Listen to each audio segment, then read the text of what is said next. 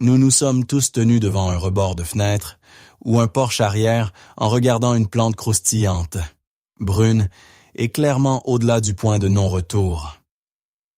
Vous regardez ce basilic mort ou cette fougère fanée, et la première chose que vous faites est de vous blâmer. Vous vous dites que vous êtes oublieux. Vous vous dites que vous n'avez tout simplement pas la main verte ou que vous êtes trop occupé pour maintenir quoi que ce soit en vie. Vous supposez que la différence entre les personnes qui ont des maisons verdoyantes luxuriantes et celles qui tuent les cactus est une sorte d'intuition magique ou une discipline supérieure. Je veux que vous abandonniez cette culpabilité dès maintenant, car ce n'est pas un échec de caractère. C'est simplement un échec de mécanique. On nous a appris à arroser les plantes d'une manière qui lutte contre la physique. Et quand on lutte contre la physique, on finit par perdre. La façon dont la plupart d'entre nous apprennent à entretenir une plante est une corvée basée sur un calendrier. Nous pensons « je dois arroser ceci » le mardi et le samedi. Nous versons une tasse d'eau dans le haut du pot, regardons l'eau s'infiltrer et nous nous éloignons en ayant l'impression d'avoir fait notre travail. Mais pensez à ce qui se passe réellement à l'intérieur de ce pot. Lorsque vous versez de l'eau par le haut, la gravité prend immédiatement le dessus. L'eau se précipite à travers le sol, suivant souvent le chemin de moindre résistance. Elle s'accumule au fond, ou s'écoule par les trous de drainage. Pendant quelques heures, le sol est trempé, souvent trop. Les racines se noient, incapables de respirer, parce que l'eau a déplacé tout l'oxygène. Puis, au cours des jours suivants, la gravité et l'évaporation font leur travail. Le sol s'assèche de haut en bas. Au moment où le mardi revient, le sol est complètement sec et les racines meurent de soif. Nous faisons subir à nos plantes un cycle constant de festin et de famine. Nous les noyons, puis nous les déshydratons, et nous nous attendons à ce qu'elles prospèrent. Ce n'est pas ainsi que la nature fonctionne. Dans le sol, les couches plus profondes retiennent l'humidité de manière constante pendant des semaines, voire des mois. Les racines s'étendent pour la trouver. Elles boivent quand elles ont soif, pas quand nous décidons de verser de l'eau sur elles. Lorsque vous essayez de reproduire la terre dans un petit pot en plastique, vous perdez ce tampon naturel. Vous demandez à un très petit système de dépendre entièrement de votre mémoire et de votre emploi du temps. Mais la plante se fiche de votre emploi du temps. C'est pourquoi nous devons cesser de penser à l'arrosage et commencer à penser à l'imprégnation. Nous devons cesser d'agir comme un serveur qui remplit un verre et commencer à penser comme un ingénieur qui construit un réservoir. Les ingénieurs ne comptent pas sur la mémoire pour faire fonctionner les systèmes. Ils s'appuient sur des principes physiques fiables qui fonctionnent, qu'ils regardent ou non. Nous allons examiner un principe appelé capillarité. Cela semble technique, mais c'est en fait la même force simple qui permet à un essuie-tout d'absorber un déversement ou à un chêne massif de puiser de l'eau de ses racines jusqu'à ses feuilles les plus hautes contre la force de la gravité. Nous allons mettre en place un système où vous ne serez plus celui qui décide quand la plante boit. Nous allons confier ce contrôle à la plante elle-même et à un simple morceau de corde en coton. Ce n'est pas une astuce pour quand vous partez en vacances. Il s'agit d'un changement fondamental dans la façon dont vous maintenez votre jardin en pot en vie, en passant d'une corvée à entretien élevé à un système autorégulé qui fonctionne tout simplement. Pour résoudre ce problème, nous devons fondamentalement changer la façon dont nous considérons le rôle du jardinier. On vous a appris à penser que votre travail consiste à fournir de l'eau. C'est le mauvais cadre. Votre travail consiste en fait à fournir une source constante d'humidité, puis à vous écarter. Nous passons d'un état d'esprit d'arrosage actif à un système d'imprégnation passif. Ce n'est pas une nouvelle astuce de jardinage ou un conseil rapide. Il s'agit d'une méthode basée sur une propriété physique qui existe depuis aussi longtemps que l'eau et les plantes existent. C'est le même principe qui permettait aux lampes à huile de brûler dans les siècles précédant l'électricité. L'huile remontait le long de la mèche de coton, jusqu'à la flamme, non pas grâce à une pompe ou une machine, mais grâce à la capillarité. La capillarité est la capacité d'un liquide à s'écouler dans des espaces étroits, sans l'aide de forces externes comme la gravité, voire à l'encontre de celle-ci. C'est ainsi que la nature transporte l'eau. Lorsque vous regardez un arbre massif, il n'y a pas de pompe mécanique en bas qui pousse l'eau vers les branches. Il existe un système continu de minuscules vaisseaux, essentiellement des tubes microscopiques, qui tirent l'humidité du sol humide jusqu'aux feuilles. Nous allons reproduire cette machine biologique exacte en utilisant une simple corde en coton. Lorsque vous utilisez ce système, vous ne forcez plus l'eau dans le pot selon votre propre calendrier. Vous connectez le sol à un réservoir. Vous construisez un pont. Le sol dans votre pot agit comme une éponge. Lorsqu'une éponge est sèche, elle veut absorber l'eau. Lorsqu'elle est saturée, elle s'arrête. En connectant cette éponge de terre à une source d'eau avec une mèche, vous permettez au sol de boire exactement ce dont il a besoin, exactement quand il en a besoin. La beauté de ce cadre est qu'il supprime complètement les approximations. Vous n'avez pas besoin de vous demander si la plante a soif aujourd'hui. Vous n'avez pas besoin de planter votre doigt dans la terre ou d'essayer de vous rappeler si vous l'avez arrosé mardi. Vous mettez simplement en place une boucle autorégulée. La plante utilise de l'eau. Le sol se dessèche. Le sol sec aspire l'humidité de la corde et la corde aspire l'eau du réservoir. C'est un cycle silencieux continu qui se produit 24 heures sur 24, que vous soyez à la maison, au travail ou endormi. Parlons du matériel. La bonne nouvelle, c'est que vous avez probablement la plupart de ce dont vous avez besoin dans votre tiroir à outils ou votre bac de recyclage en ce moment même.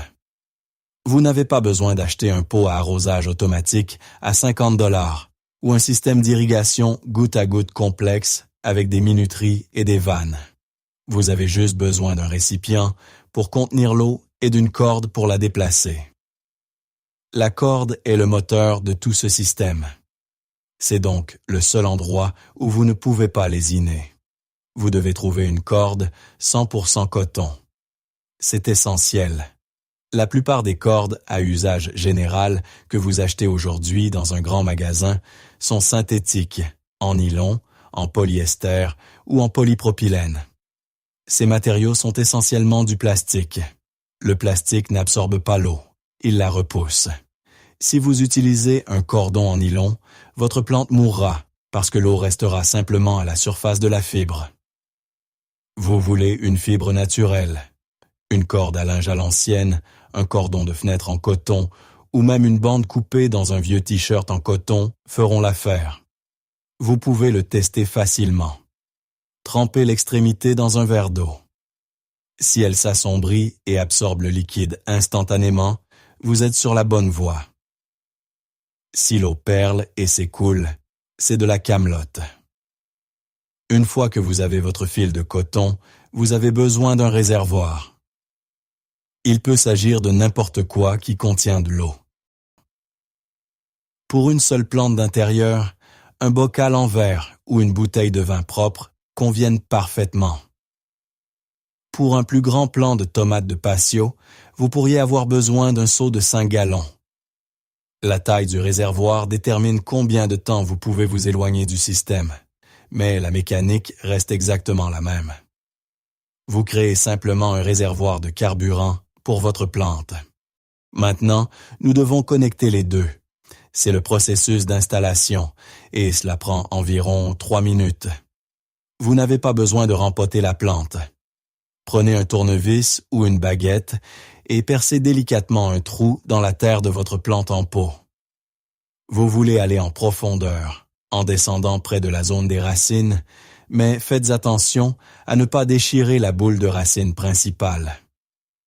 Vous créez un tunnel. Faites passer une extrémité de votre corde de coton humide dans ce tunnel.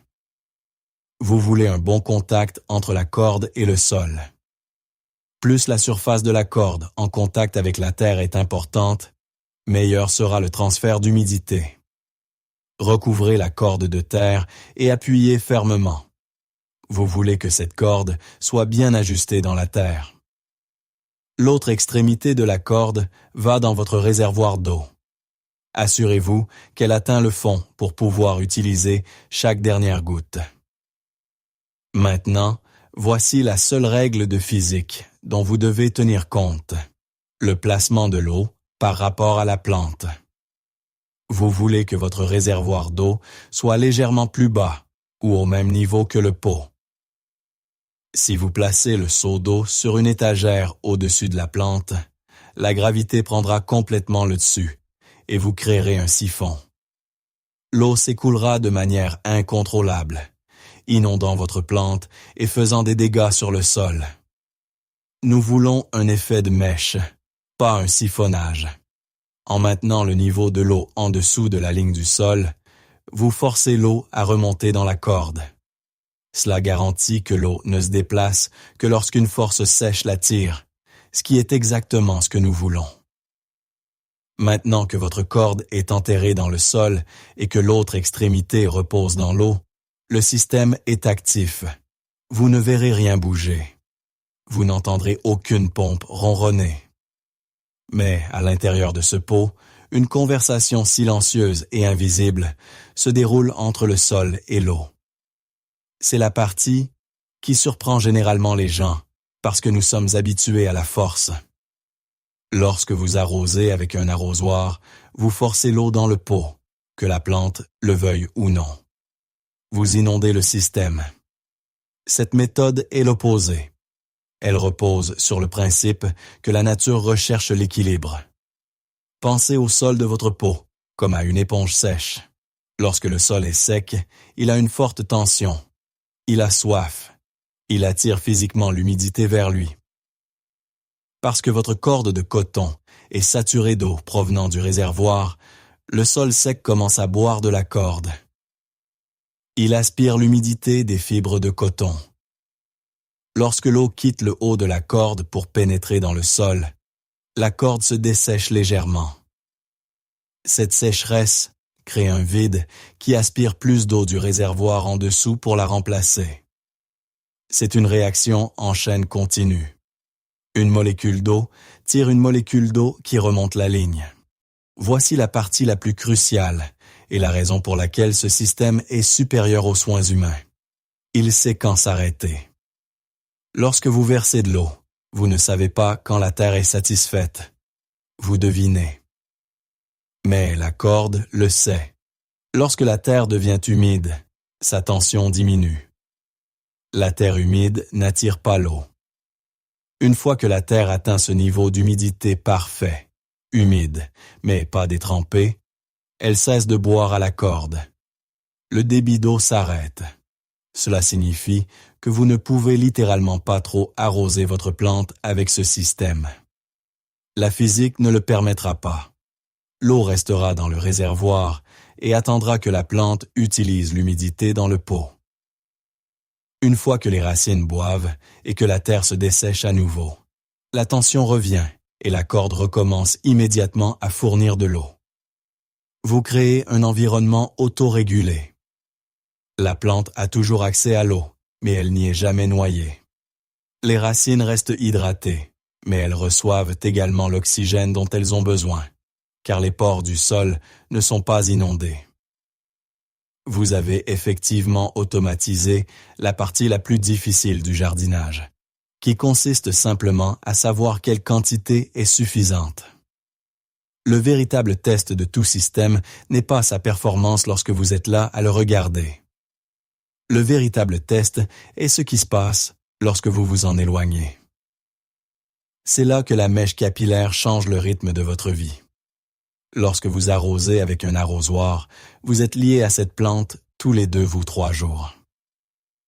Si vous êtes occupé ou si une vague de chaleur frappe un mercredi, pendant que vous êtes au travail, la plante en souffre. Avec un réservoir et une mèche, vous vous offrez la seule chose que tous les jardiniers souhaitent avoir plus, c'est du temps. Examinons à quoi ressemblent les 2 prochaines semaines avec cette configuration. Le premier jour, vous remplissez votre pot ou votre seau. Vous vérifiez que la corde est mouillée et que la terre est tassée. Puis, vous vous en allez. Vous ne revenez pas le 2e jour. Vous ne le vérifiez pas le 3e jour. Le 4e jour, si vous regardez attentivement votre pot d'eau, vous pourriez voir que le niveau d'eau a baissé d'1 demi-pouce. C'est votre confirmation. Le système est en marche. La plante boit. Vous n'avez pas besoin de la toucher. Le 7e jour, normalement, vous paniqueriez de voir votre fougère ou votre basilic se flétrir. Au lieu de cela, vous regardez le réservoir. Peut-être qu'il est à moitié vide. La plante a exactement la même apparence qu'il y a une semaine, gaie, verte et turgescente. Elle n'a pas subi un seul moment de stress hydrique. Le 14e jour, en fonction de la taille de votre réservoir et de la chaleur de la pièce, vous pourriez manquer d'eau. Votre seul travail maintenant est de remplir ce pot. C'est tout. Vous avez remplacé 14 jours d'inquiétude et de vérification par 30 secondes de remplissage. Cette fiabilité se maintient même lorsque les saisons changent. Et c'est là que la physique brille vraiment. Au milieu de juillet, lorsque l'air est chaud et que le soleil tape fort, votre plante transpire davantage. Elle transpire comme vous. La terre se dessèche plus vite. Comme la terre se dessèche plus vite, la tension augmente et la corde tire l'eau plus vite. Le système accélère automatiquement pour correspondre à la chaleur. Vous n'avez pas à calculer cela. Au cœur de l'hiver, lorsque la lumière est faible et que la plante entre en dormance, elle boit très peu. Si vous arrosiez à la main, vous l'arroseriez probablement trop pendant ces mois, ce qui entraînerait la pourriture des racines. Mais avec la mèche, la terre reste humide pendant des jours sans attirer de nouvelle eau, car la plante ne le demande pas. Le système ralentit automatiquement. Il comble le fossé entre les saisons sans que vous ayez à régler un cadran ou à changer une minuterie. Vous travaillez avec le rythme naturel de la plante plutôt que d'essayer de lui imposer votre propre emploi du temps. Le véritable avantage de ce système n'est pas seulement une plante plus verte. C'est un esprit plus tranquille. Lorsque vous supprimez l'anxiété quotidienne de « ai-je arrosé cela ?» ou « est-ce que cela se flétrit parce qu'il a soif ou parce que je l'ai noyé ?» vous changez complètement votre relation avec votre jardin. Vous cessez de considérer vos plantes comme une liste de corvées et vous commencez à les voir comme une partie vivante de votre maison qui prend soin d'elle-même. Pensez à la charge mentale que vous supportez. Nous avons tous une douzaine de choses qui trottent dans notre tête. Les échéances professionnelles, les besoins familiaux, les réparations ménagères. Garder une plante de basilic en vie ne devrait pas être une autre source de stress. Lorsque vous installez un système de mèche, vous déléguez essentiellement cette inquiétude à un morceau de corde de coton et aux lois de la physique. Vous pouvez entrer dans la pièce, jeter un coup d'œil au niveau de l'eau dans le pot à 5 pieds de distance et savoir instantanément que tout va bien. Vous n'avez pas besoin de toucher la terre. Vous n'avez pas besoin de soulever le pot pour voir s'il semble léger. Un coup d'œil et vous passez à autre chose. Cette stabilité est tout aussi importante pour la plante que pour vous. Les plantes n'aiment pas les surprises. Elles prospèrent grâce à la cohérence. Dans la nature, les racines profondes ont accès à une humidité qui change très lentement sur des semaines ou des mois. Dans un récipient typique, nous les obligeons à vivre sur des montagnes russes, inondées pendant 1 heure, complètement sèches 2 jours plus tard. Cette fluctuation constante met la plante en mode survie. Elle dépense toute son énergie à se remettre de la dernière sécheresse ou à lutter contre la pourriture des racines plutôt qu'à faire pousser des fruits ou des feuilles. Avec une mèche, vous donnez à cette plante la stabilité de la terre.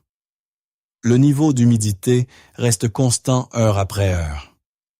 Les racines ne paniquent jamais. Elles n'ont jamais à se rétracter pour conserver de l'énergie.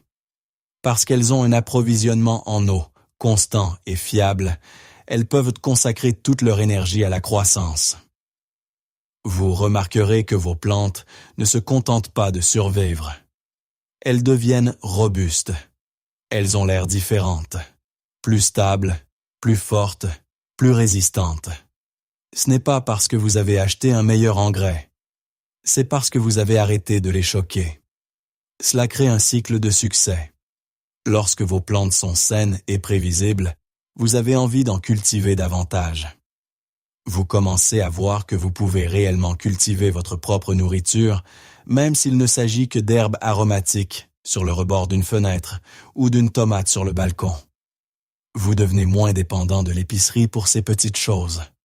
Non pas parce que vous êtes devenu un maître agriculteur du jour au lendemain, mais parce que vous avez supprimé le principal point de défaillance. Vous avez remplacé la chance par un système. Et ce système vous donne la confiance de savoir que si vous plantez une graine, elle sera réellement là pour vous nourrir dans 2 mois. Je ne vous demande pas de sortir et de replanter tout votre patio ce week-end. En fait, je vous le déconseillerais. Lorsque nous essayons de tout changer en même temps, nous sommes généralement dépassés et nous abandonnons. C'est ainsi que nous nous sommes retrouvés dans ce gâchis de surachat et de sous-entretien. Le véritable changement dans le jardin, comme dans la ferme, se produit une petite expérience réussie à la fois. Voici donc mon invitation. Trouvez la plante de votre maison qui a le plus de difficultés.